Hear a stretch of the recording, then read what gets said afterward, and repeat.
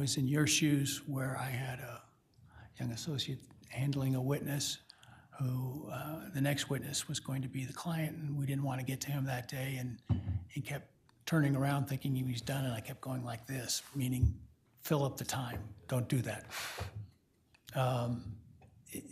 Use the time efficiently, but don't filibuster. I've learned to come, as a judge, you sometimes feel like your client is the jury in some ways, right? You want to make sure that that they are comfortable. You want to make sure they are treated with respect, and make sure that things go as quickly as possible for them. And so I've come to respect that. And so I tend to want to make that happen as much as possible. So, don't waste their time, either by having gaps that we can't fill or by filling it with stuff we don't need to use where we could be going to another witness.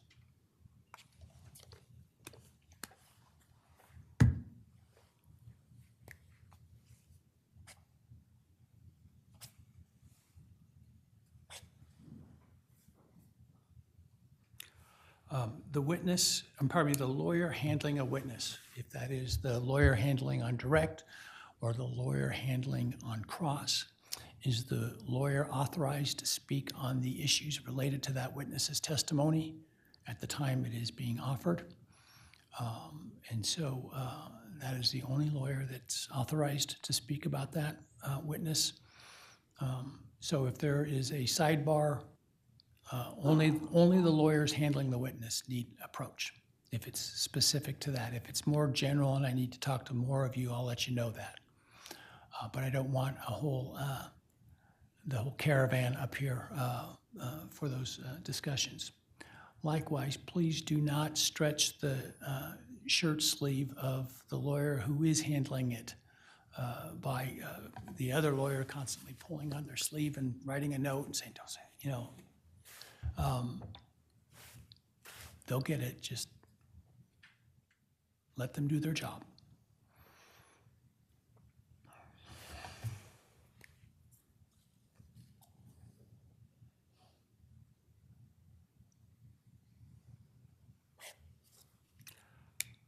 I'm assuming that there is, based on our prior motions,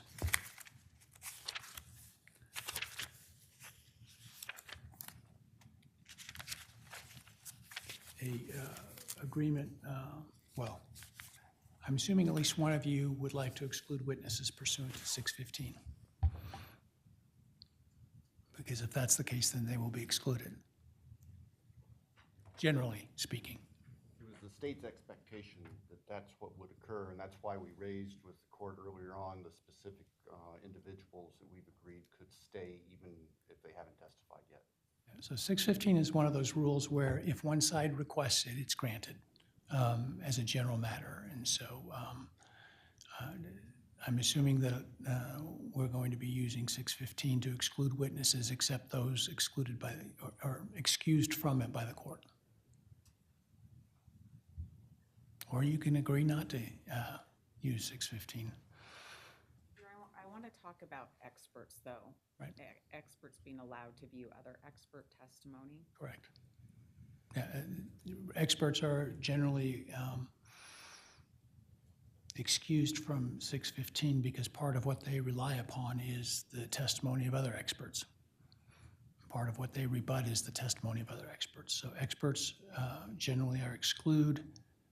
The parties, or in the state's case, a designated party representative, such as a lead investigator, is typically excused from it. I've already talked about the defendant's family in another ruling, and crime victims are excluded from it. I want some further clarification with our experts. And I think you guys agreed that your investigators would be excluded from it as well. We did make that agreement. I think that may have even been in writing. Yeah. I'm sorry, I didn't mean to interrupt. I just had that thought. I didn't want to lose it. No, that's okay. I know the court has talked before about the live streaming and being mindful that witnesses not watch the trial when they're outside of the courtroom, just like they couldn't inside of the courtroom. What I want to know is with experts who are allowed to be in the courtroom, can those that are far away watch the live stream version if they can't make it to Idaho? Mr. Thompson? Do you have any objection to that? No, that seems to make sense, Your Honor. And I understood that the court was going to get an admonishment, acknowledgement from witnesses as they appear. Bailiff, could you provide one of these to each side, please? This is an affidavit that each witness will have to sign, and you hand to me as they are going to the stand when you're called by them, specifically declaring that they have not watched the live stream. This is for witnesses who are excluded or otherwise consumed media about the testimony or evidence presented during the trial.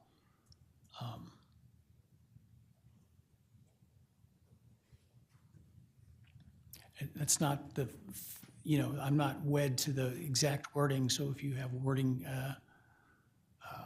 suggestions, I certainly will listen to them, but that is the gist, is that they will provide such an affidavit each as they come to testify.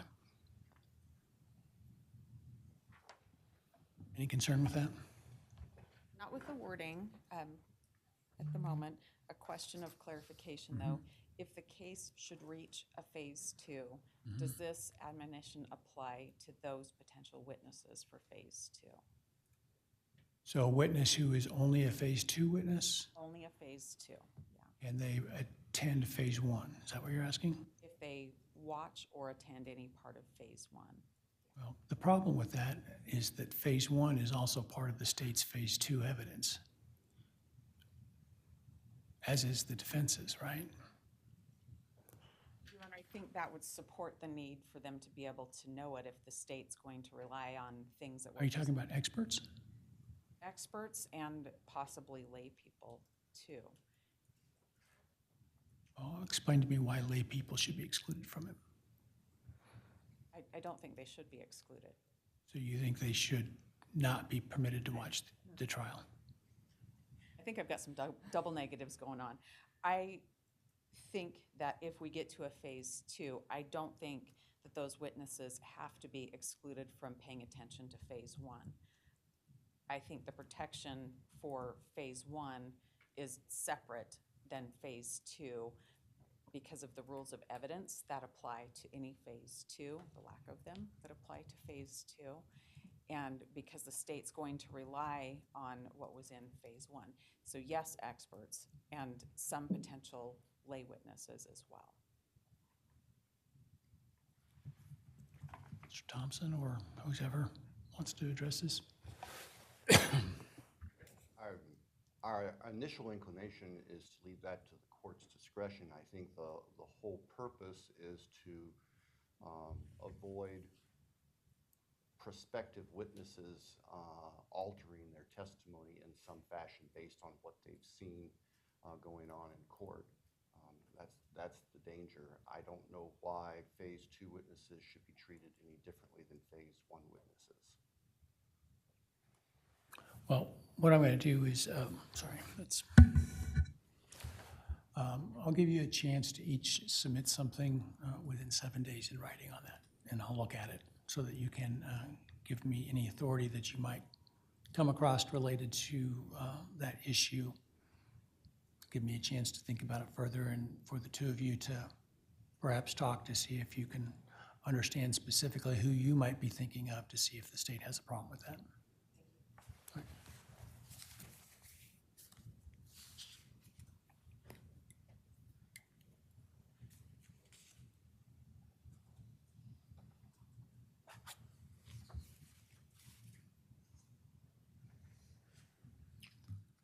Counsel who calls a witness, unless it's clearly an adverse witness, in which case counsel needs to notify opposing counsel that they have not admonished that witness. But otherwise, counsel is responsible for ensuring witnesses are aware of orders in limine, otherwise clearly off a testimony that is off limits, make sure they understand, the Rule 615 requirements and the fact that they're going to have to sign an affidavit subject to the penalties of perjury that they have not watched this stuff. So it's your responsibility to make sure that they're aware, because when they don't comply, I'm going to be asking, why did you make them aware?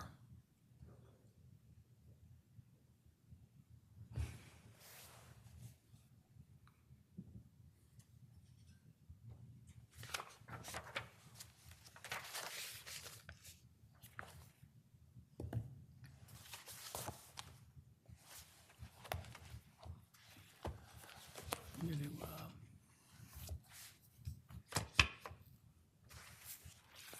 while we were talking about the jury, I failed to give you the juror affirmation that will have to be signed by the jurors each day. Let me give you a copy of that along the same lines.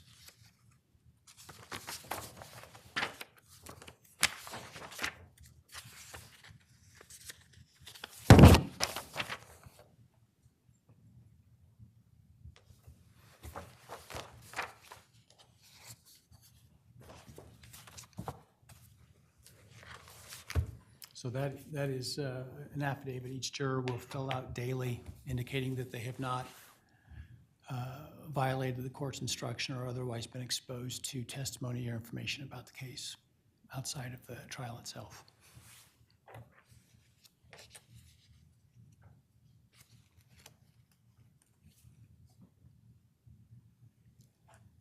If I exclude evidence and you need to make an offer of proof, the opportunity to do that generally is when the jury, when we're not working with the jury, such as the morning session or the afternoon session, so that you can make that record as best as possible.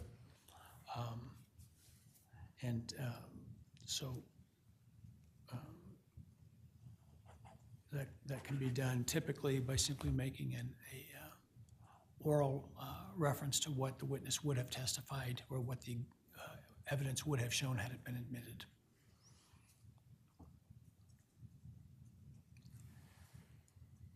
Okay,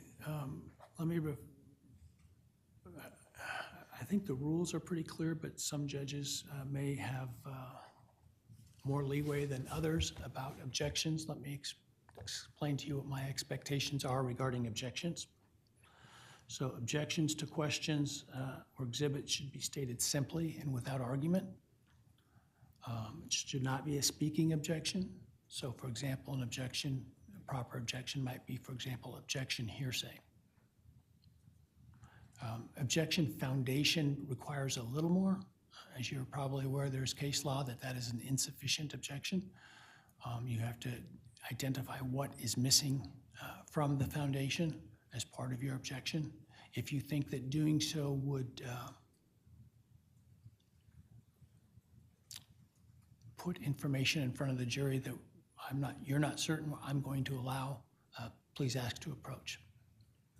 I tend to be a rather quick on rulings, on objections. I've been known to, testimony, objection, overruled, sustained immediately, without even giving you much of a chance to express your concern greater, because I can usually anticipate what the potential issue is and whether or not it's an issue. That said, if you think your ox has been gored and you need to address the issue more, either to have a record or in order to perhaps convince me that I'm maybe looking at it differently than what you anticipated or than I should, please just ask to approach, and then we can have a discussion here at the bench about that. If you need to make a further record for any reason on an objection or in response to an objection, simply ask to approach and we will have that discussion. I'm sure by the end of the trial we'll have to replace the carpet from the trail leading from counsel to the bench, but that's fine. As I've shown you before, the court reporter will have a device like this that will allow her to hear through her earphones what we're saying. There will be white noise that's played in the courtroom so the jury and others cannot hear what we're talking about. there will be a physical barrier that blocks most of the view of the jury from what we're talking about at the bench that's rolled out so that they can't see. And we can have fairly fulsome whispered discussions here at the bench about that, whatever the issue may be. I have found in, doing this for far longer than I care to remember, that when I send the jury away to hear argument on an objection, what might take 3 minutes to have the argument on takes 12 to 15 minutes to get the jury back again. And then we lose a lot of time throughout the day that way. And so my preference is, as much as possible, to have those discussions here at the bench. Now, if it's a very significant issue that requires much more legroom, so to speak, to talk about it, then I will chase them out of the room, but I prefer not to handle the more routine stuff.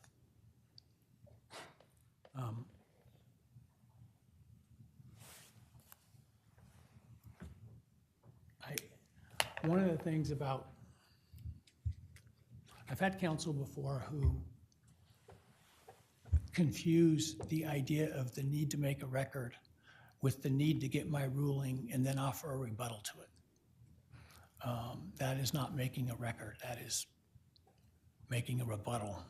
And at least until it goes over to State Street, I get the last word, and not you. And so I don't generally afford that opportunity. So if after I rule and you tell me you need to make a record, it truly needs to be a record on something that for some reason you were unable to make when you had the opportunity to do so, and not simply to see what my ruling is and then try to pick it apart.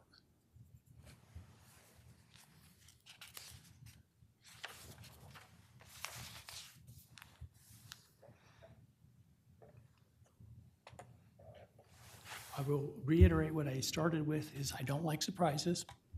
If you anticipate an objection or you anticipate objecting to testimony you certainly know is coming, let's talk it over before the witness hits the stand, before the jury's in the box, so that I have as much time as possible to be prepared, so I can give you as best a ruling as I can, and so that you can make as best an argument as you can.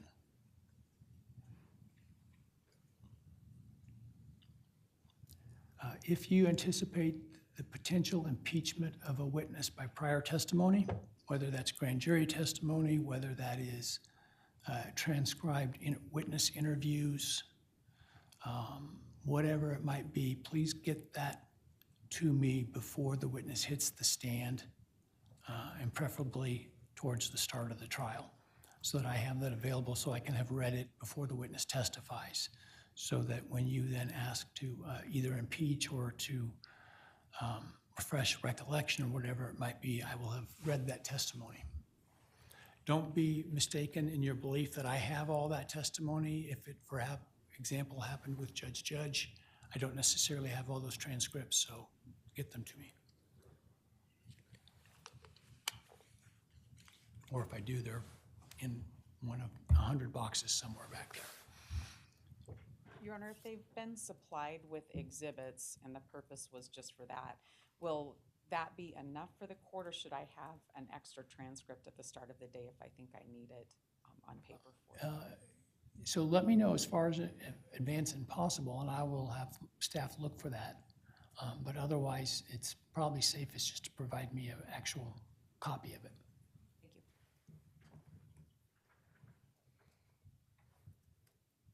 While I'm thinking of it, because I'm in my mind envisioning the materials from grand jury that we have here, the state did file a motion to get back its exhibits for use at trial. I assume there's no objection to that? Correct. No objections. All right.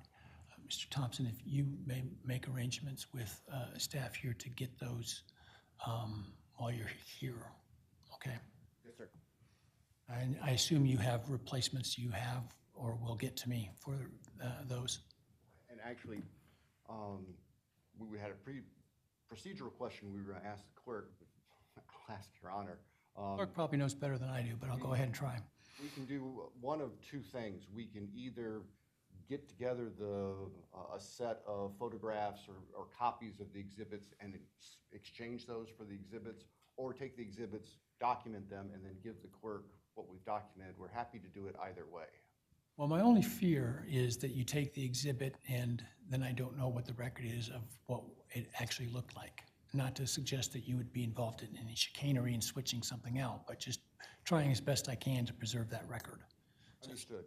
So we probably will not pick them Okay. up on this trip, but we will make arrangements to have that done certainly well before trial. Very well. Thank you, sir. Speaking of chicanery, I'm not fond, and you folks know that by now, of making accusations against opposing counsel that are not well-founded and supported by specific actual evidence. I know that you can get along, but I also know that over the course of a trial, particularly a long one, tension rises. And so I remind you of that, to be professional. Don't talk to each other directly when we're in court, right? When the session's going, everything goes through the court as you know, the protocol with courts generally is. Refer to each other by professionally, Ms. Taylor, Mr. Thompson, not by first name, while we're on the record.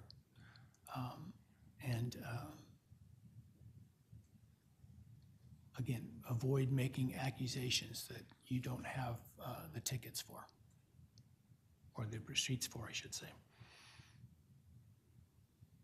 And under no circumstances should you make such accusations in front of the jury.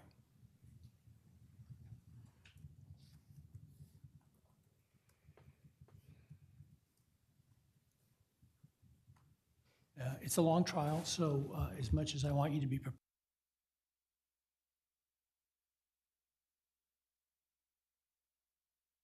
you may have a local witness and a witness who's flown in that needs to get out again at the end of the day. And so it may be that we need to stop one witness's testimony to get the other witness in and then pick the other one up.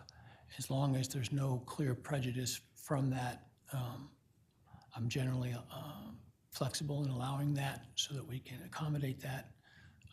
And I ask you to both be accommodating to each other in that regard.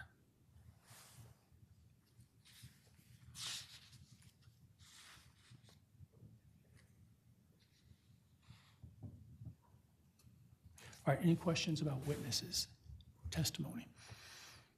Just one, it's kind of a takeoff of what the court just mentioned.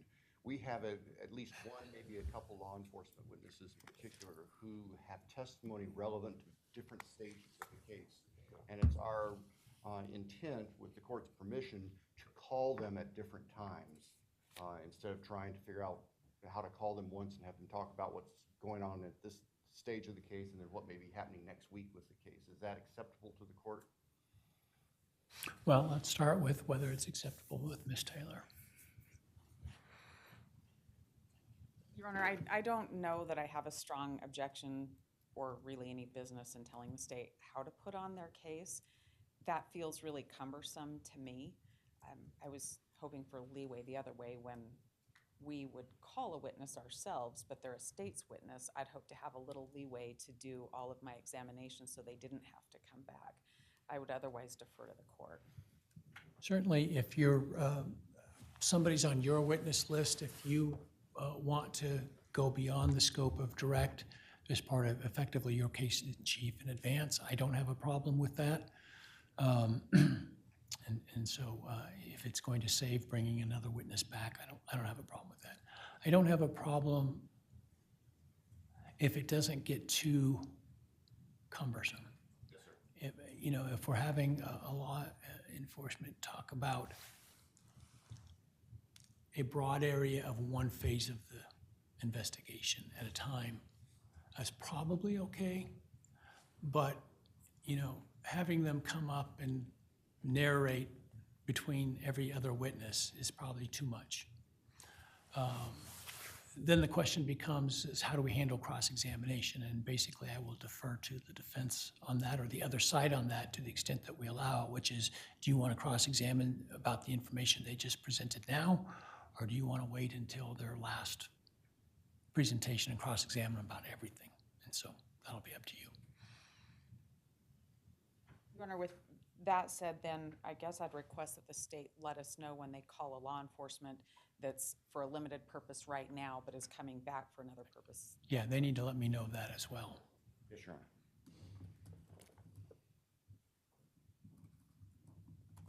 And if you don't let them know that, and well, either way, it's your responsibility to ensure that they're back at some point available to the defense so that they can cross-examine, even if you decide, oh, I don't need them anymore. You better not send them on an airplane somewhere where they're unattainable, because the remedy may be to strike all of their testimony as a starting point. We would anticipate asking court and counsel if this witness may be excused if we're finished with them, and then I would give Ms. Taylor or other counsel an opportunity to let us know whether they still need that person. Okay. Likewise, when you look at each other's witness lists, talk with each other and then write it in, get it in writing so we have it as to whether or not, for example, Ms. Taylor will need subpoenas to witnesses you have on your list that they want to also call, or if the other way around, you need subpoenas for their witnesses, or whether they will essentially agree to make them available.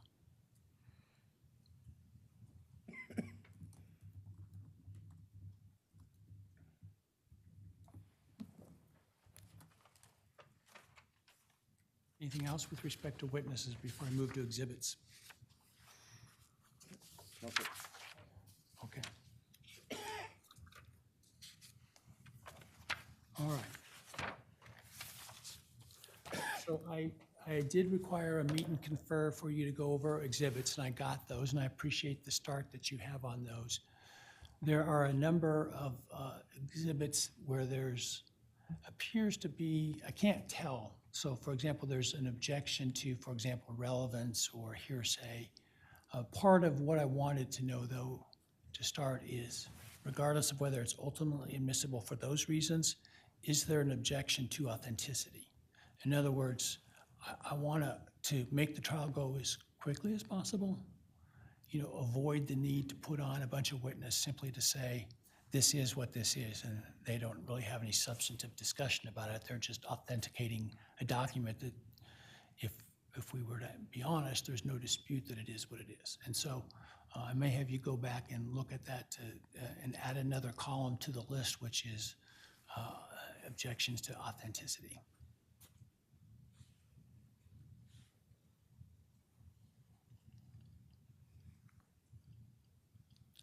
Some of the stuff, key actual evidence items, whether that's DNA or whatever it might be, obviously the defense is entitled to put the state to its burden with respect to chain of custody and all that, so I don't expect that. But on some of the other stuff, certainly to the extent that we can agree that if there's no good faith basis to contest the authenticity, then let's try to do that for everyone's sake. In that vein, I know the state had to withdraw its request to have certain documents self-authenticated to go back and do more work. Where are we at on that? Ms. Jennings can speak to that, Your Honor.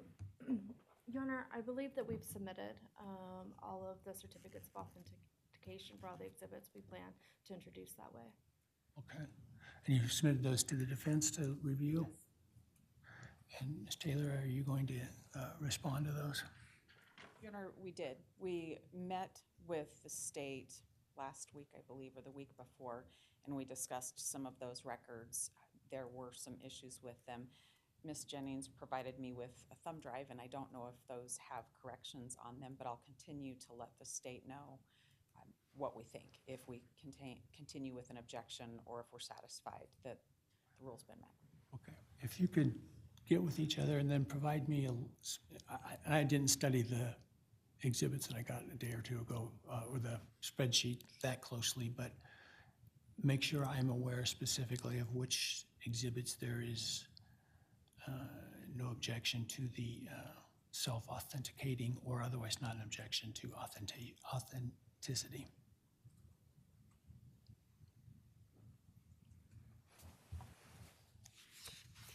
Doesn't sound like we're going to need a hearing on that, at least for the time being, though. Not that I'm aware of now, but certainly we'll keep our eye on it. I can alert the court, and if we can squeeze it into June 18th, that's possible. Maybe we Sure. can start that at noon. Okay.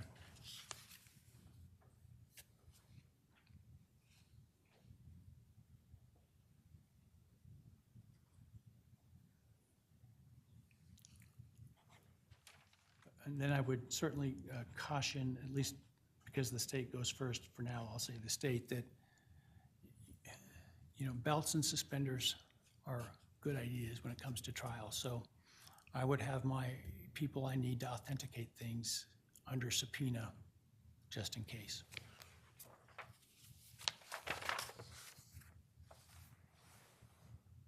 Especially if they're out-of-state witnesses, because that's not something you can do overnight.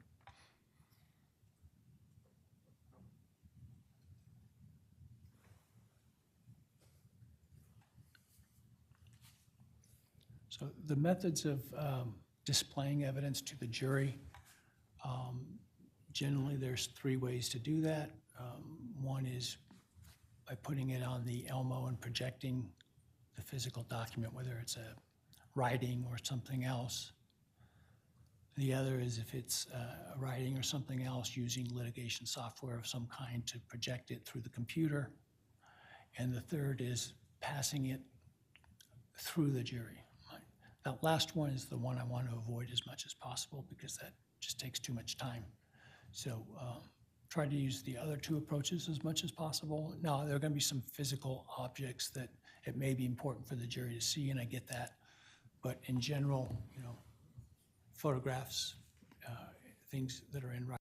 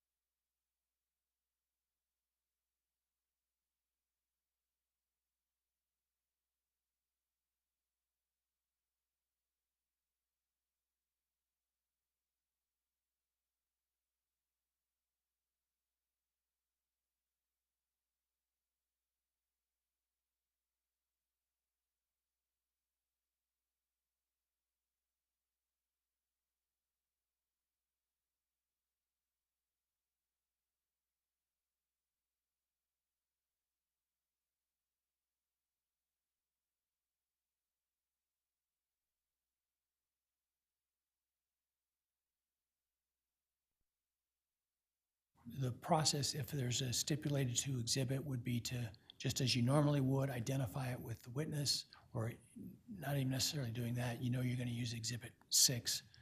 Witness is on the stand. Just say, Your Honor, I'd like to go over Exhibit 6 with the witness. I understand that the defense has no objection to this. Look at you. That's correct. All right, Exhibit 6 is admitted, and then we go from there. On voluminous documents, if possible, try to avoid sending the whole thing back if there's only a small part of it that's relevant. If that's not possible, let's highlight the parts that are relevant and maybe even explain through the witness whether any of the rest of it is relevant, right? So that they know what to look at.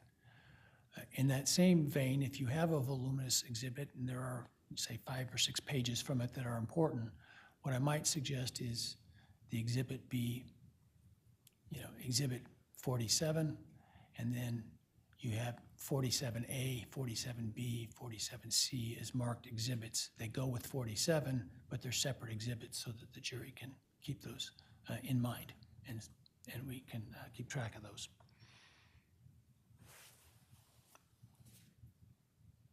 looks like from what I received, the state's using S dash number for its exhibits, and the defense is just using numbers. Is that accurate? It is. Hopefully that won't get too confusing for people. Where we can, what I also suggest is that the defense is going to use as part of its case the same exhibit that the state has used and admitted. Let's not admit another copy of the same thing. Let's just use, so I like to say, the parties don't own the exhibits once they're admitted, the court does. And so there's no proprietary interest there. So if you already have it admitted in the form, just use that exhibit. Okay.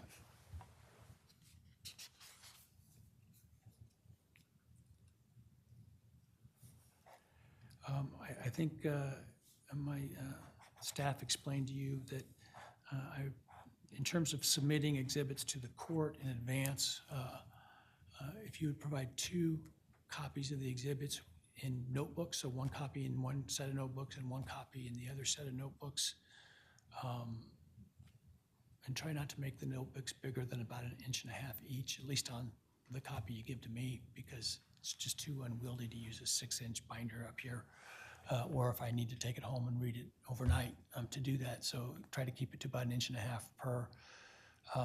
And then for the actual exhibits that are going to be admitted, provide those first day of trial or whatever to the clerk in each exhibit in a manila folder with the exhibit number marked on the outside of the folder on the tab with the sticker attached inside the exhibit, so that she'll have a box of the proposed exhibits, the originals, and you can ask for exhibit X or whatever, and she'll hand it to you to use. At least for the document exhibits and photograph exhibits. Physical object exhibits, work with the marshals on getting them in the courthouse. So for example, if it's something that's going to raise alarms at the security line, such as, I don't know, a knife, make sure you've got the aid of security in advance to get through that. The TCA can direct you to the marshal service and who to talk to there. We tend to use for dangerous items like guns and knives, a display box that the item would then be locked in to display to the jury, and so that can go to the jury without fear of an accident happening. I don't think there are any guns in this case, so I'm not as worried about that in terms of those being pointed at anyone by accident. But in terms of the knife, will probably be in a display case.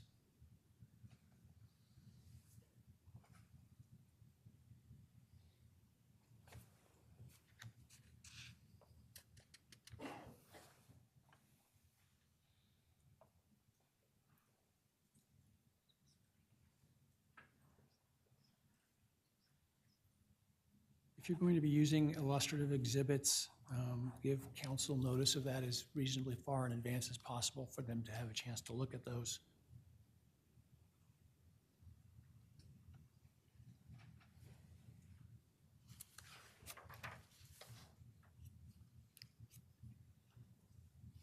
Items for which chain of custody needs to be maintained until it's admitted, I'm going to leave that to the state to figure out where it's going to be stored and how it's going to be stored. Whether that's with a sister agency or whether you're going to have the sheriff up there bring down a trailer that can be locked up and kept at the sheriff's property or something like that. However you want to do that, I'll let you worry about that.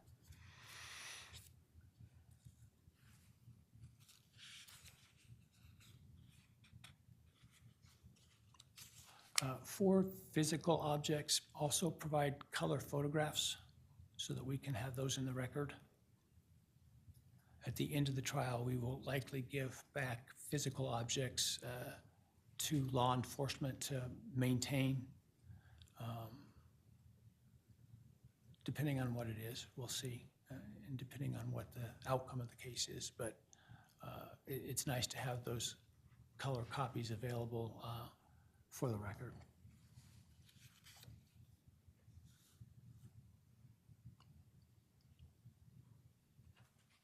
triple check all of your exhibits, particularly documents, audio and video, to ensure that there's nothing on there that is not supposed to be on there.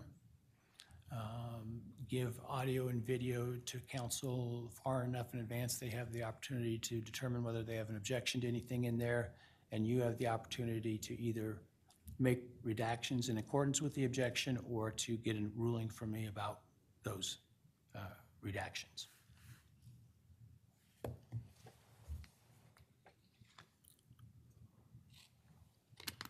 What I don't want is the jury to be sitting in the back room while you all are making redactions at the last minute during the middle of trial.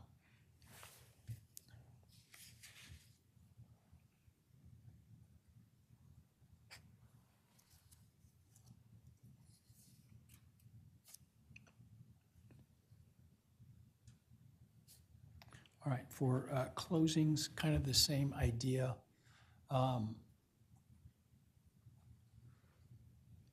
I'll ask in advance for a time estimate, and then if it's reasonable, agree to it, but then hold you to it.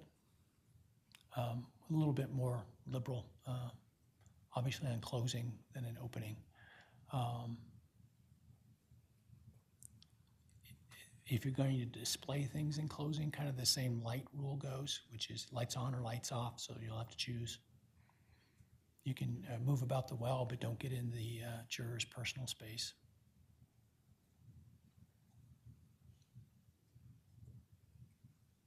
The state, when it gives me a time, I will keep track of that, and then for rebuttal, it'll be whatever you didn't use.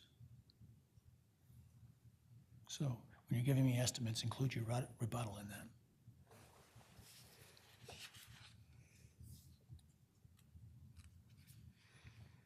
If you would like time reminders from the court throughout it, for example, if you're planning to keep 20 minutes for rebuttal, you can ask for a heads up at 30 minutes or something like that when you have 30 minutes left, so you know.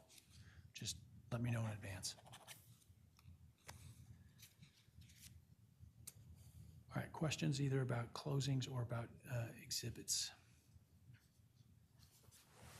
Your Honor, as to the defense exhibits, it would be helpful if they could be separated or at least delineated between which is for the penalty phase and the guilt phase, as the court will see when it looks at our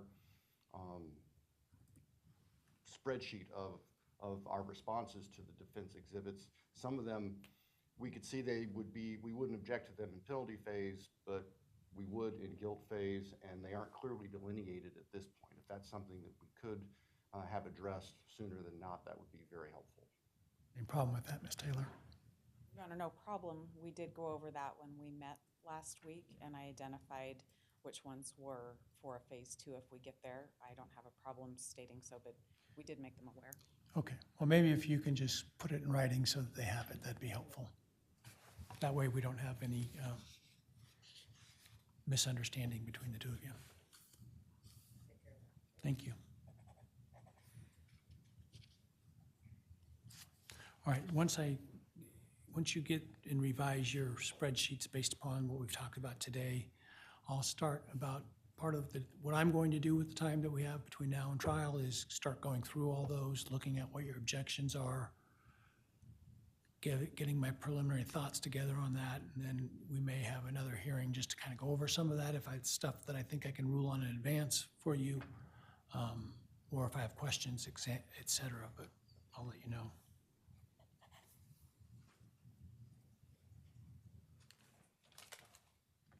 Anything else before I move on to jury instructions? Not from us, Your Honor. Thank you. As far as objections, Your Honor, the court has issued a number of decisions on motions and limine motions to dismiss. From the defendant's trial brief, the defendant indicates that he plans to raise those same objections again at trial. And it strikes the state that if that's going to happen, to preserve the record for no other reason, that should be done outside the presence of the jury, as opposed to interrupting testimony and presentation of evidence on matters that have already been ruled on by the court, if that is acceptable to the court and counsel.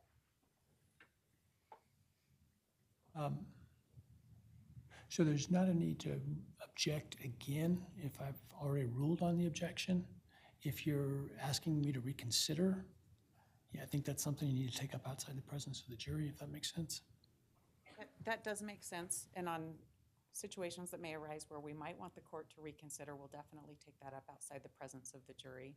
I do want to make sure that things such as the model house that was the subject of a lot of objection, that there's a noted ongoing objection to it. I don't mind anticipating that and bringing that up before trial starts and outside the presence of the jury. And to be fair, you know, I only have what was proffered, right? And so I had a general proffer that the testimony will be that it,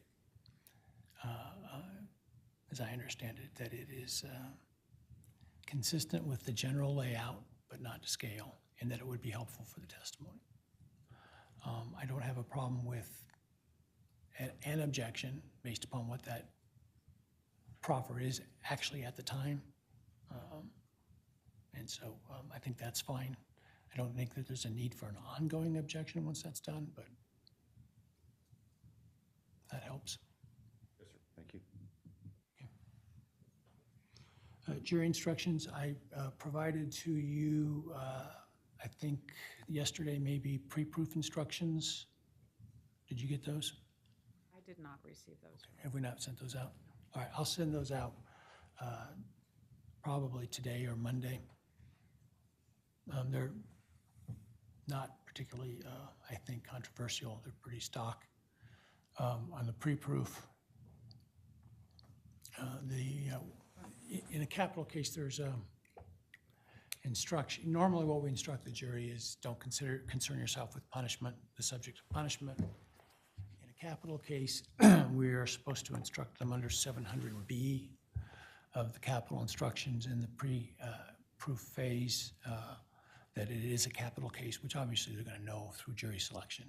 So there's that instruction in there. And what I've done is we're also supposed to instruct them with 700C, which is this is a capital case and you'll have to decide if you find the defendant guilty, what penalty to impose.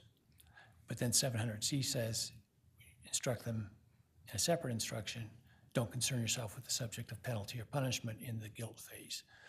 I've combined those two things together, so take a look at that. I think it reads better than trying to do two separate, potentially contradictory instructions. I think that does it in a way that makes it more understandable. Other than that, they're very, very stock instructions.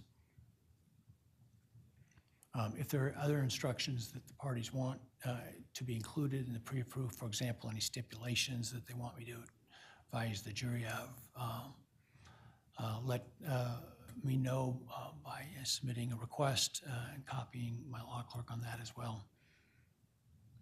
I think you'll probably get before too long a set of post-proof instructions that are very loose in the sense that obviously I can't anticipate everything. It is based on what I sort of understand now. But it's helpful to have a discussion about that as early as possible so that we're all singing from the same hymnal in terms of what the likely instructions are going to be.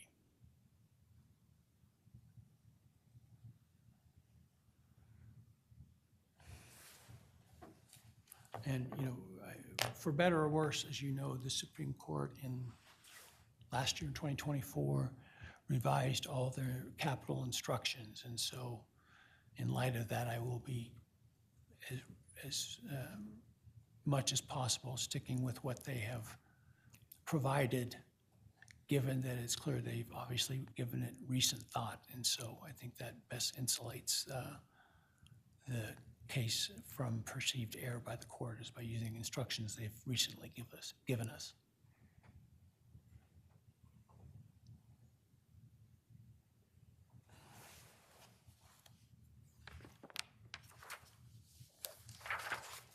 My plan would be, if there is a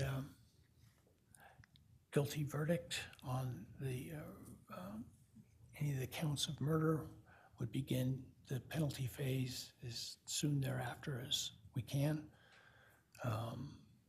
Certainly probably the next day, unless it's, you know, Friday morning when we get that, then we may not start till Monday or something, but given that the jury will certainly be sequestered during that process, the plan would be to go forward. I also will use as much time as I've told you throughout the day to get that accomplished as we can. If that happens and we are in a penalty phase, and there is a finding of aggravating circumstances, where then the court's discretion about which penalty to impose is pretty limited in terms of my discretion. In fact, i.e. none. It's either life without parole or death, right? In that case, I just want to get, before we get to that, defense's position on sentencing for the burglary charge, if they have concerns about sentencing at that time as well, given that it's probably not even a tail wag on the dog, let alone wagging the dog. So, but I'm not going to make you tell me that now, but I will ask you before the jury goes out what you want to do.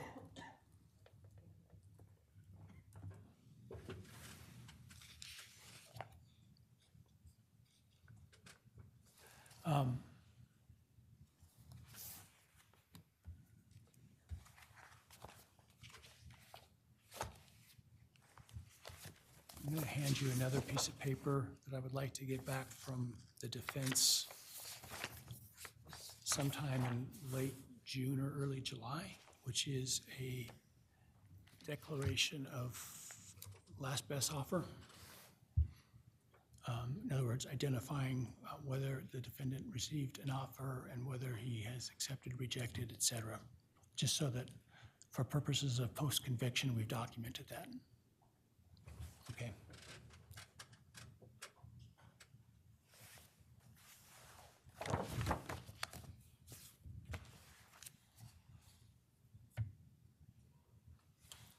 Let the court reporter know whether you're going to want routinely daily transcripts or not. You don't have to tell her now, but. Daily versus real time? So there's two options. You can have none, both, or all, or either. One is, I think we can set up real time where you get real time at your table for whatever the charge is from the court reporter for that. Also, there's the potential to get transcripts each day. I don't think those things are mutually exclusive. In other words, you could order both. There's separate fees if I want both. Correct. May I make that decision? Yes, not now. You may make that as we get close. And just contact the TCA and she will talk with the court reporters that will be assigned to this to make sure you understand what their structure is, or fee structure. Thank you. And we obviously need to know, particularly about the real time in advance, so that we have the technology set up for it.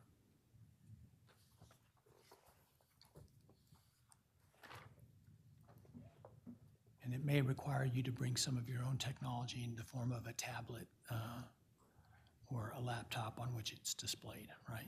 Because we don't supply the hardware, just the software and the actual reporting.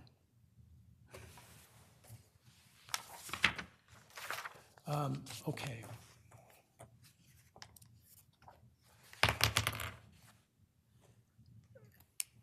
My plan today, as we sit, is to get through the jury selection. I see where we're at, with the intent that we not sequester to start.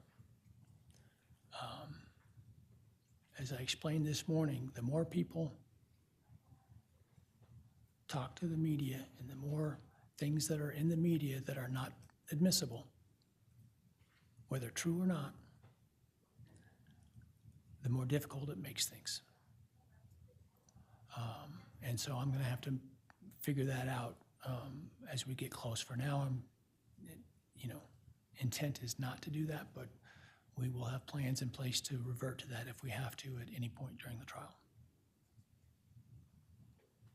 Do either of you want to make a record about sequestration at this point? I would say the only record right now is that we understand what the court is saying during jury selection. If we still don't know if that could come up, the potential jurors should just be aware that it could come up prior to It'll be phase part of two. the question that the questionnaire, as well as part of the hardship determination is there some reason they would be unable? I get that they wouldn't like to be, but would there be unable? Do they have a sick family member they care for or whatever, where they have to be home, right? So we'll talk to them about that. Anything from you, Counsel, Mr. Thompson, about that? Not at this point. I understand the court might entertain some things in a closed environment later today, and we do have some sensitive issues to raise at that point. Okay. That's my list of things. In fact, did I miss anything, Giovanna, that you can think of? All right. That's my list of stuff, and I know this has been a very sort of nuts and bolts kind of lawyer discussion today, but that's generally the nature of pretrials when there aren't contested motions to discuss, and so that's my list.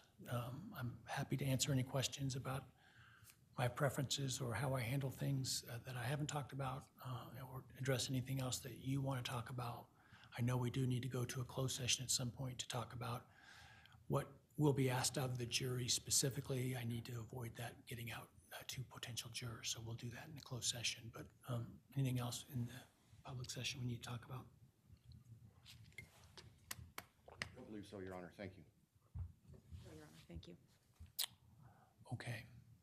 Let me just look at my notes real quick before I dismiss the public, and we probably take a lunch break and then come back and take that up.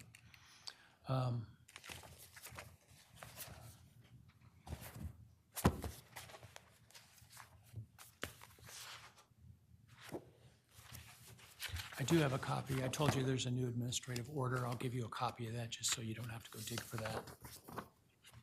What's that? You've already given it to him? All right, perfect. Thank you.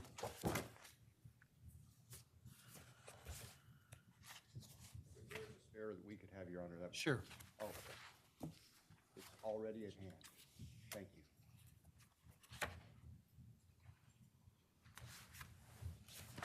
you. Actually, I have copies of the preliminary instructions for you. Oh, thank you, sir.